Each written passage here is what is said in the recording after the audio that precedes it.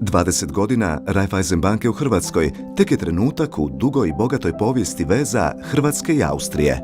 A te su veze često pune vrlo zanimljivih detalja.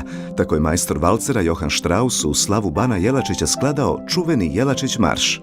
A odužila mu se austrijska pjesnikinja hrvatskog podrijetla Paula Preradović, koja je napisala tekst himne Republike Austrije.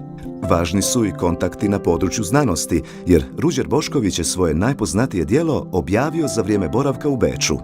A genij Nikola Tesla svoje obrazovanje započeo na studiju u Grazu. No veze između Hrvatske i Austrije vidimo i u svakodnevnom životu. Tako zajedno dijelimo fine, dobre stvari, kao što je bečki odrezak ili štrudla od jabuke, a i kultura uživanja u kavi stigla je do nas preko Beča. A znate li zašto su neke od najpoznatijih zgrada iz zagrebačke povijesti žute boje? To je zaštitna boja Habsburške monarhije. Upravo je RBA svojim dolaskom 1994. godine ponovno uvela žutu boju u domaće vizure, te ušla na bankarsko tržište kao prva inozemna banka u Hrvatskoj. Osim žute boje, prepoznatljiv znak RBA je i zabatni križ. Koristio se u tradicionalnoj austrijskoj arhitekturi simbolizirajući zaštitu doma.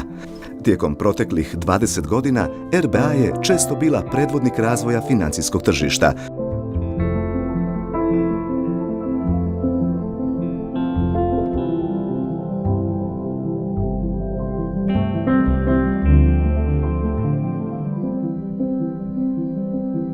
Što joj je donijelo brojne nagrade i priznanja.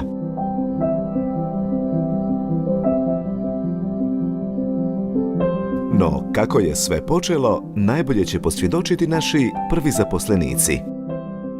Uz RBA me prije svega veže moj dugogodišnji rad, skoro 20 godina koliko sam ovdje.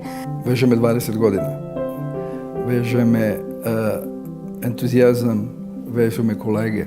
Vežu me lijepa sjećanja na te početke, jer sam sudjelovala u izgradnji banke u kojoj sam i danas, znači nakon 20 godina. Posebno sam ponosan na činjenicu da smo tada sa zaista jednim malim timom od svega nekoliko ljudi krenuli u bitku za osvajanje tržišnih udjela nasuprot već tada velikim bankarskim sustavima. Sa kolegama smo zajednički krenuli od nule, od jednog stana u Mihanovićevoj gdje je bio samo jedan stol i jedna ogromna velika prostorija.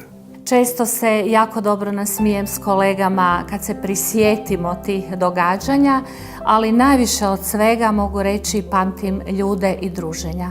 To su ljudi. Bez kvalitetnih ljudi sigurno je da ne bi bilo niti tako kvalitetnih rezultata.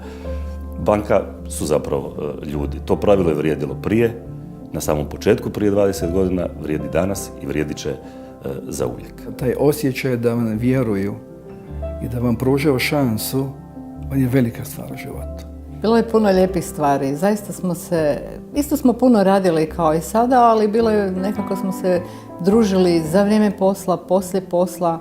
Radovali se uspjesima kolegice, kolega, poslovnim, a i privatnim.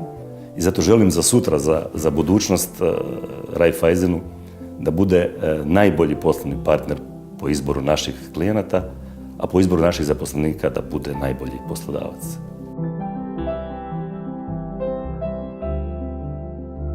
Inovacije i uložen trud tijekom proteklih 20 godina donijele su i ono najvažnije, zadovoljstvo naših klijenata.